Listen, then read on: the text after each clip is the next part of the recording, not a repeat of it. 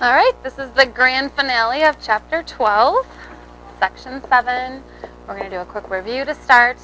So the least common multiple, I always like to think of if each of these were a denominator and what I would make that denominator equal to so that I could add all of these fractions.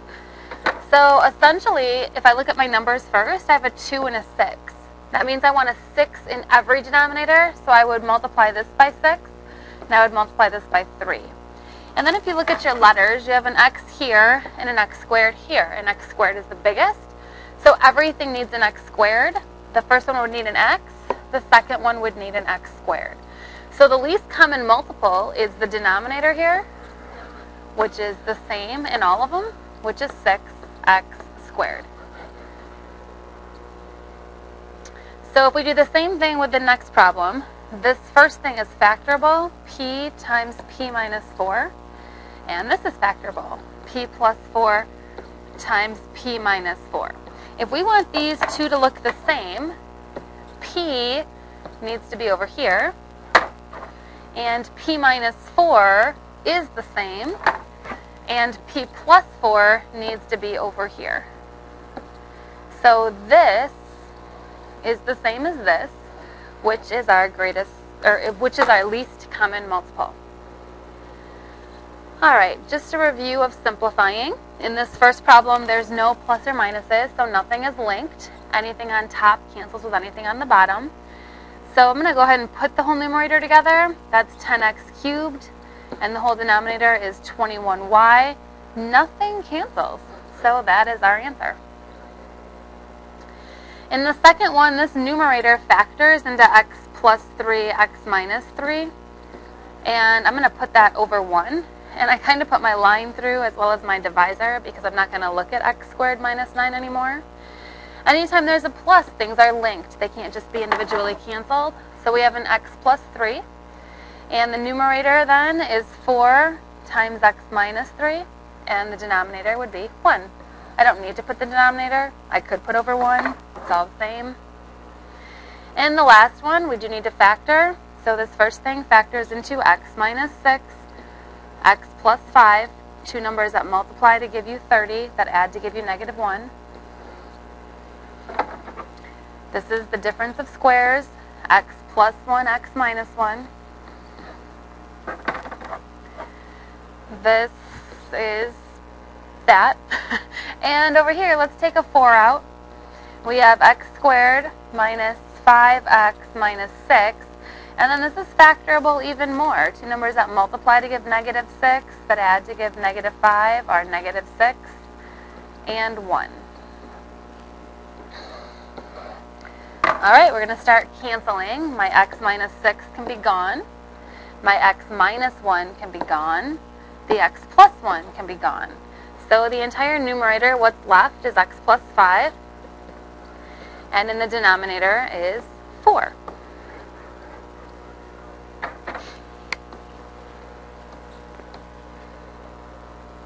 So this last section is all about solving. Now we have an equal sign. So when there's an equal sign, there's two ways to think about it. You can either make a common denominator and then only look at the numerator, or you can cross multiply and set everything to 0 and solve. So, probably the easiest way to do this first one is to cross multiply because there's nothing added or subtracted. So, n plus 4 times 1 would equal 3n. So in order to solve this, we would subtract n and then divide by 2. So n is 2. Just a quick little thing, you need to make sure your solution is not an exclusion. I know that n cannot equal 0 because of that, and I know that n cannot equal negative 4 because you can't have a 0 in the denominator. So my solution is not an exclusion, so that is the answer. All right, same exact thing. We have two fractions with an equal sign between. We're going to cross multiply. And the reason we're cross multiplying, it might make more sense if you think of it like this. I don't want this h on the bottom, so I'm going to multiply this side by h. I'm going to do the same thing over here to keep the balance, and the h then cancels. That's why and how cross multiplying came about. So you can think of this next step, 2 times h plus 1, as cross multiplying, or you can think of it as, well, I don't want this h plus 1 on the bottom, so I'm going to multiply it to the top, which means I have to do the same thing to this side to keep the balance. These cancel, and that's how this is gotten. All right, 4h times 2h plus 2. This is a basic equation. We're going to put all the letters on one side, all the numbers on the other. Isolate the letter by dividing by that 2. What you do to one side, you have to do the other to keep the balance. So h is equal to 1.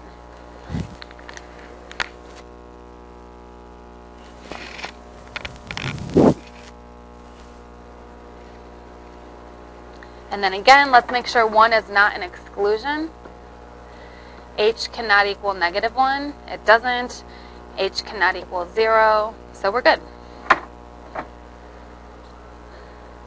All right, in this third one here, we have 3 times x minus 7 equaling 21x.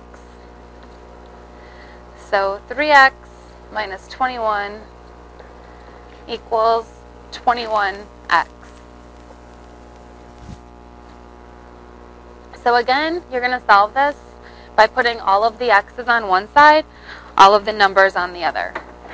So subtract 3x. So negative 21 is equal to 18x. Divide by 18. So x is equal to negative 21 over 18 can be reduced. We can take a 3 out of both of those. So 3 times 6 is 81. 3 times 7 is 21. So it's really negative 7 over 6. That would be pretty hard to just randomly figure out. You could plug that in and check and make sure it works. Again, 7 is an exclusion and 0 is an exclusion. So if an answer is one of those, it is not an answer. So now you can only do that cross multiplying when there's one fraction and then an equal sign and then another fraction. So we need to put these like fractions together as our first step. So this would be 3 over a plus 1 equaling 4 over a. Now we can do that cross multiplying business. And then distribute.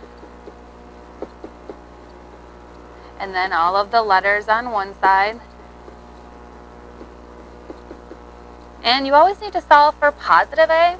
So a would be negative 4, since 4 is negative a. And I would write it with my letter on the left. Just remembering a cannot be negative 1 or 0. So in this next one, we need to get a common denominator. So probably the easiest way to get a common denominator is to bring this over. So I have 6 over j plus 2 equals 4 over 2j plus 10 over j. I'm bringing that over by adding. And to make the common denominator on this side, I'd have to multiply this by 2. So this is really 20 over 2j. So on the right here, I have 4 plus 20 over 2j. I can make that one fraction.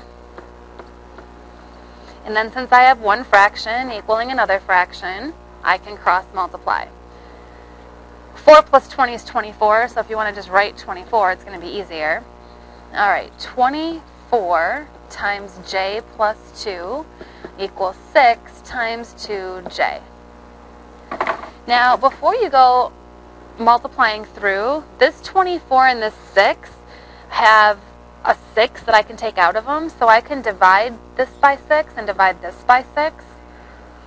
So I could write this as 4j plus 2 equaling 2j. 1 times 2j. So 4j plus 8 equals 2j. So bring the 4j over. 8 equals negative 2j. And then when you divide by -2, j equals -4. Just making sure that's not an exclusion. And it's not. Well, basically the exclusions are -2 and 0 and 0. Now, if you plug -4 in, just to quickly check, that'd be 6 over -4 plus 2 is -2. So this whole thing would equal -3. And then 10 over -4 is -2.5. So we'd be actually adding 2.5 because minus a negative. And does that equal 4 over -8? Because 2 times -4 is -8. 4 over -8 is -1/2. And it does. So if you want to plug something in and check it really quickly, that's a good tactic. All right, over here, 1 is the same as 1 over 1. And if I want the common denominator over here, I can make this a t over a t. Multiply by t. So on the right, I have 1 plus t over t. And on the left, I have my h over t plus 3. So we are going to cross multiply. 8t equals t plus 3 times, I'm going to just write this as t plus 1, so when I FOIL it all out, double distribute, it makes more sense.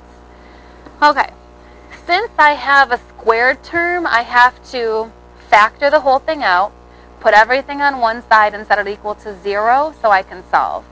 So t squared plus t plus 3t plus 3 equals 8t. So t squared, I'm going to bring the 8t over.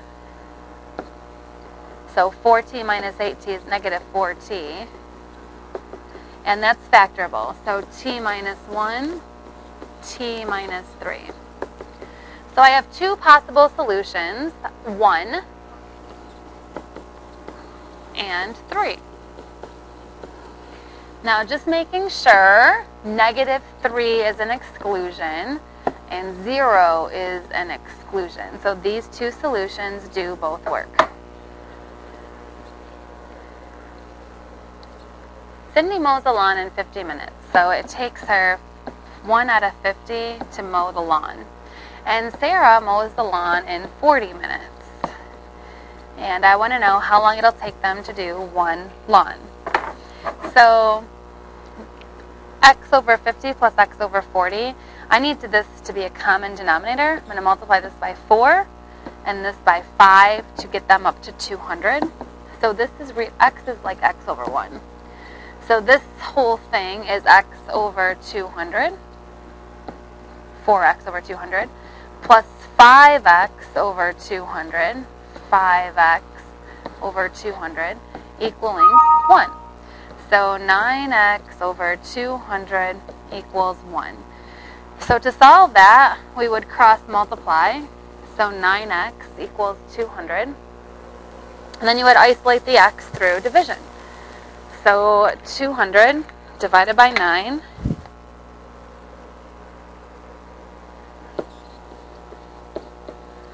is 22.2 repeating minutes.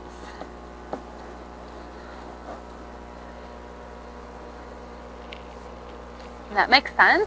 One can do it in 50 minutes, one can do it in 40 minutes. That does make good sense. Copy machine A can make 200 copies in 60 minutes. Copy machine B can make 200 copies in 10 minutes. How long will it take both machines working together to make 200 copies?